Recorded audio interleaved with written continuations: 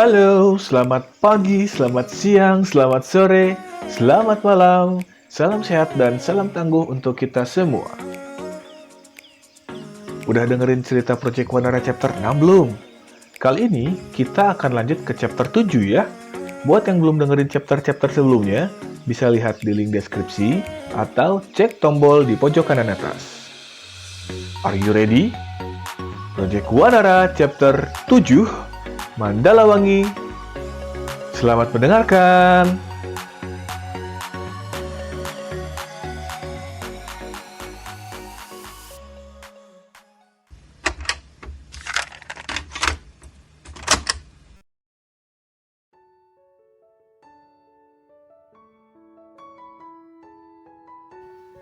Informasi yang baru saja didapatkan oleh anggota tim Project Wanara tentang siapa sebenarnya Dharma dan Julia membuat mereka terkejut dan kagum.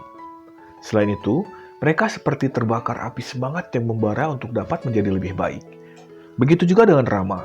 Di balik keterpurukannya, Rama sangat termotivasi dan membuatnya kembali semangat. Rama yakin bahwa suatu saat nanti dia pasti dapat mencapai tingkatan yang jauh lebih tinggi dari Dharma dan Julia. Kemudian Dharma menjelaskan secara singkat tentang pelatihan peningkatan potensi yang akan dilakukan di dalam Project Wanara. Baiklah, sekarang saya akan jelaskan tentang tempat pelatihan. Dharma mulai memberi penjelasan. Setiap proyek memiliki tempat pelatihan yang berbeda-beda dan tersebar di berbagai macam wilayah pegunungan Pasundan. Dasamuka di puncak Cikuray, Anantareja di puncak Kendang, Dewa Brata di puncak Patuha, Punakawan di puncak Burangrang, Brahma di puncak Manglayang, dan Wanara di puncak Mandalawangi. Dharma menjelaskan secara perlahan. Hari ini kita akan berangkat menuju puncak Mandalawangi. Ada yang ingin tanyakan? Tanya Dharma kepada seluruh anggota tim.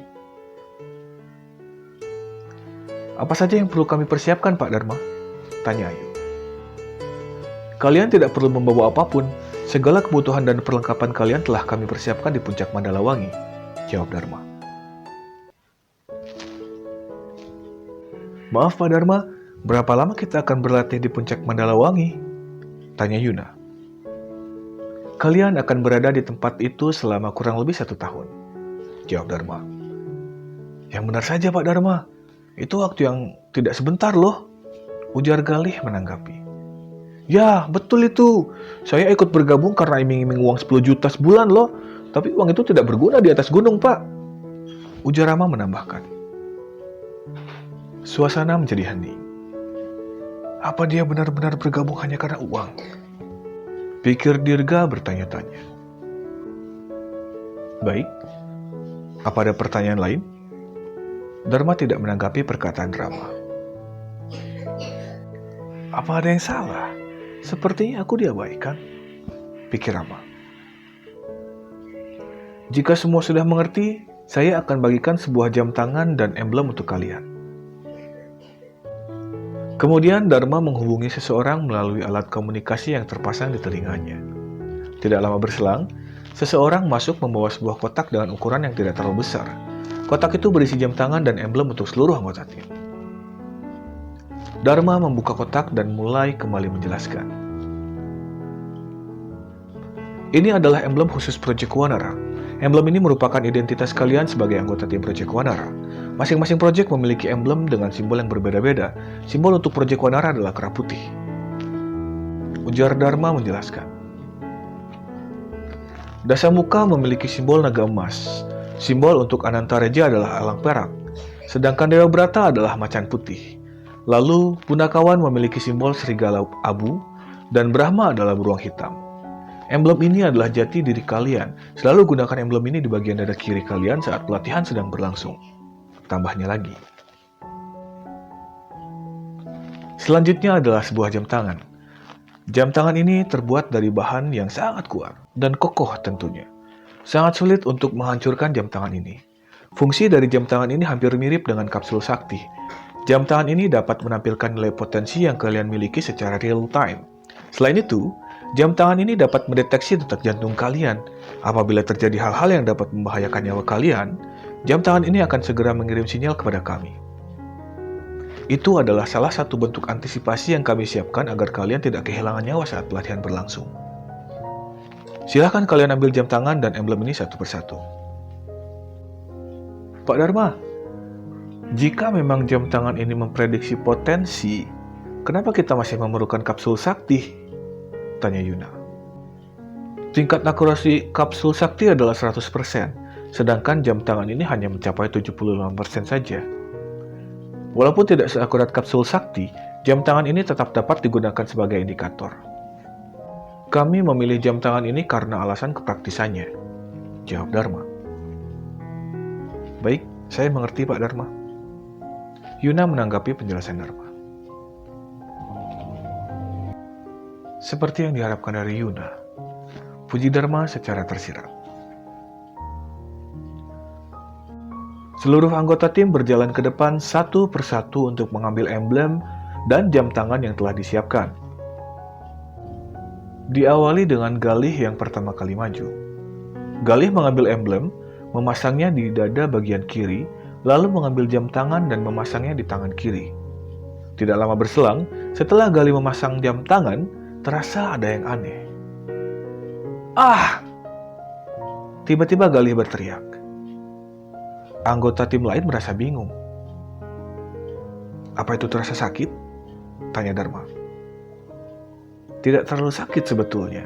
Aku hanya terkejut tadi, jawab Galih. Bagus, ujar Dharma.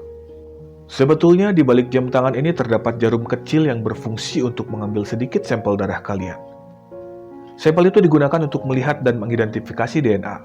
Setelah proses identifikasi DNA berhasil, jam tangan ini hanya akan menjadi milik kalian.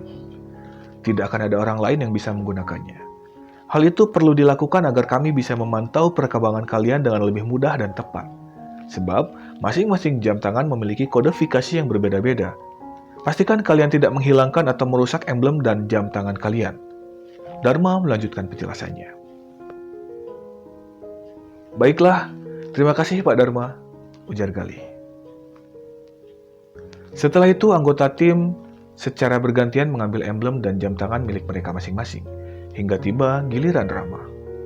Dharma memperhatikan Rama dengan seksama karena khawatir kejadian sebelumnya akan terulang kembali. Ah! Rama menjerit kencang. Apa yang terjadi? Tanya Dharma terkejut dengan teriakan Rama yang sangat kencang. Rama bingung melihat Dharma nampak sangat khawatir. Tidak terjadi apapun kok Pak Dharma. Saya hanya merasa sangat bersemangat karena menerima emblem dan jam tangan ini, jawab Rama singkat. Kalau begitu, jangan teriak-teriak sembarangan. Mengagetkan saja, ujar Dharma. Maaf Pak. Rama menanggapi sambil tersenyum malu. Tidak lama setelah Rama menggunakan jam tangan itu, ting!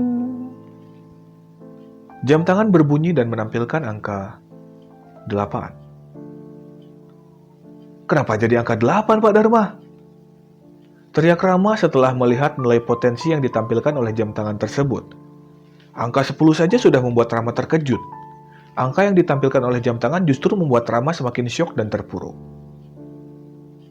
Sudah, terima saja, jawab Dharma seadanya. Aku harus berjuang lebih keras lagi, ujar Rama lirih. Julia dan Yuna tersenyum kecil melihat tingkah laku Rama dan Dharma. Berbeda dengan Ayu yang tertawa lebar. Kak Rama polos sekali ya, ujar Ayu.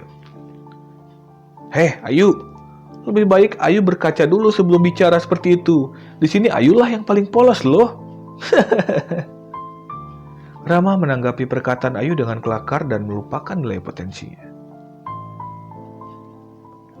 Semua anggota telah menerima emblem dan jam tangan. Setiap kali nilai potensi Tuan dan Nona meningkat, jam tangan akan langsung memberikan informasi. Kemudian jam tangan ini akan terus menampilkan angka nilai potensi yang Tuan dan Nona miliki. Jika Tuan dan Nona tidak ingin nilai potensi diketahui oleh orang lain, maka fitur itu bisa dinonaktifkan. Jangan khawatir, walaupun fitur tersebut tidak aktif, Tuan dan Nona tetap akan mendapatkan informasi jika nilai potensi meningkat. Sekarang, Tuan dan Nona bisa ikuti saya untuk menuju kendaraan yang akan kita gunakan menuju puncak Mandalawangi. Julia memberi tambahan penjelasan dengan ramah. Julia adalah wanita yang hebat dengan nilai potensi yang sangat tinggi dan berada di tingkatan yang jauh di atas kami. Tapi dia masih saja begitu ramah dan rendah hati. Pikir Rama dengan kagum. Tanpa sadar, tatapan mata Rama terus memperhatikan Julia. Apa ada masalah, Tuan Rama? Tanya Julia karena merasa aneh dengan Rama yang terlihat tidak fokus. Tidak Julia. Rama dikejutkan dengan pertanyaan Julia dan tersipu malu. Jika begitu, mari kita bergegas, ucap Julia. Siap, jawab Rama dengan semangat. Yuna, Dirga, Ayu, Galih, dan Rama berjalan mengikuti Julia dan Dharma menuju ke kendaraan yang akan membawa mereka ke tempat pelatihan. Mereka pun menaiki lift dan melangkah ke puncak gedung Pandawa Group. Bukankah kita akan berangkat ke tempat pelatihan? Kenapa kita malah naik ke atas? Pikir Rama. Setibanya di puncak gedung Pandawa, Julia membuka pintu dan hush, hush, hush, hush, hush. Angin yang sangat kencang menyambut mereka. Rama terkejut. Ternyata kendaraan yang dimaksud adalah helikopter yang sangat besar bertuliskan Pandawa. Silakan naik, ucap Julia. Seluruh anggota tim menaiki helikopter tersebut diikuti oleh Dharma dan Julia. Setelah itu, helikopter segera lepas landas dan meninggalkan gedung Pandawa. Kita akan menempuh perjalanan sekitar 1 jam. Nikmati waktu perjalanan kalian, karena setiwanya di tempat tujuan kalian tidak akan bisa merasa senyaman ini. Ucap Dharma dengan senyum yang terlihat mengerikan. Tiba-tiba suasana terasa dingin, nampak sekali seluruh anggota menunjukkan rasa khawatir. Tidak perlu terlalu dipikirkan, silakan nikmati perjalanan ini. Ucap Julia berusaha menghilangkan rasa khawatir anggota timnya. Selama perjalanan, Yuna dan Ayu tertidur cukup pulas. Galih tidak henti-hentinya melihat keluar untuk menikmati pemandangan. Dirga ternyata memiliki hobi membaca dan dia selalu membawa novel favoritnya. Sepanjang perjalanan, Dirga disibukkan membaca novel tersebut. Sedangkan Rama terlihat sangat pucat. Keringat dingin terus mengalir dari keningnya dan tangannya mencengkram kursi dengan sangat erat. Ada apa, Tuan Rama? Tanya Julia. Helikopter ini tidak akan jatuh kan, Julia? Tanya Rama terbata-bata. Tentu saja tidak, Tuan. Jawab Julia dengan tersenyum lebar kepada Rama. Syukurlah. Jawaban dan senyuman Julia seperti sebuah sihir. Seketika Rama merasa lebih tenang.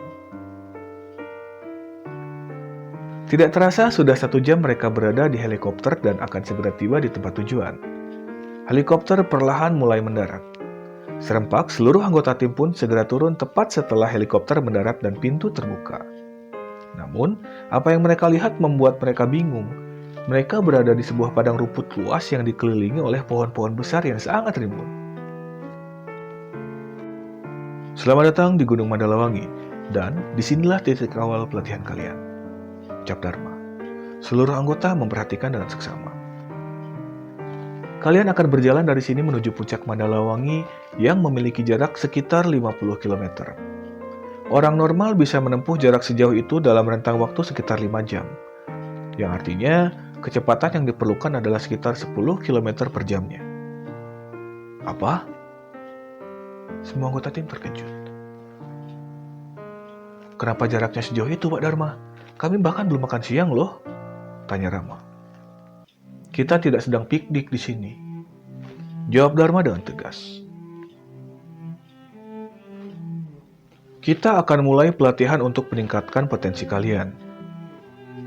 Masing-masing sudah kami siapkan 1 buah tas berisi roti, minuman, dan beberapa perlengkapan lainnya untuk membantu kalian. Pastikan roti dan minuman itu cukup sampai kalian tiba di puncak. Dharma melanjutkan penjelasan. Di sini kalian akan berkompetisi untuk menjadi yang tercepat untuk mencapai puncak. Tentu saja ada reward yang akan kami berikan untuk siapapun yang berada di tempat pertama, ujar Dharma. Apa itu, Pak? Tanya Ayu penasaran.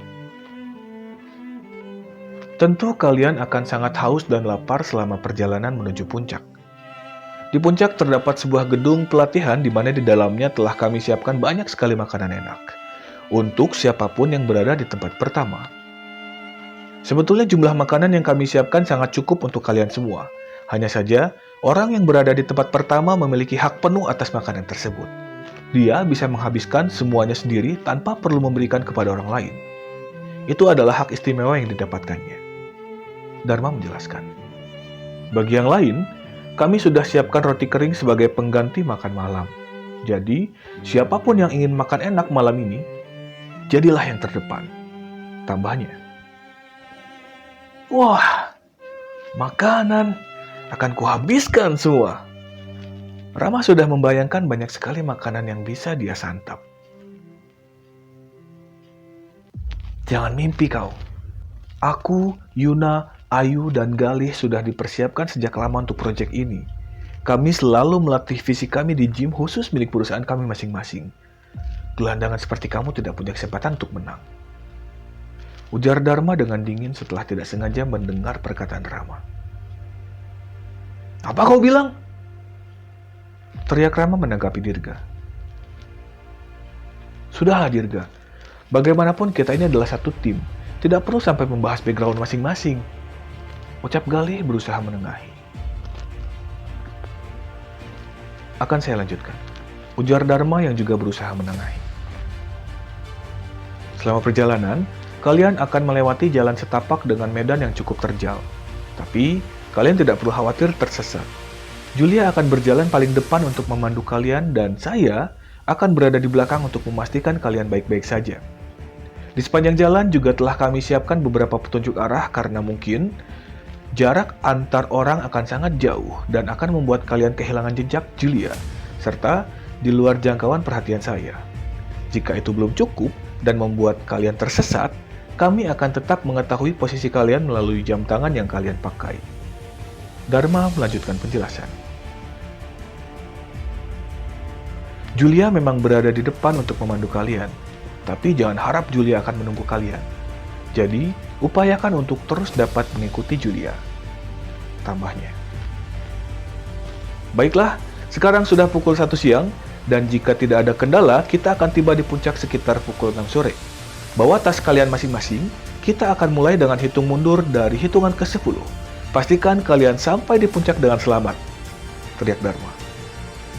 Apa kalian siap? Tanya Dharma. Siap! Seluruh anggota tim menjawab serempak. 10, 9, 8, 7, 6, 5, 4, 3, 2, 1. Mulai!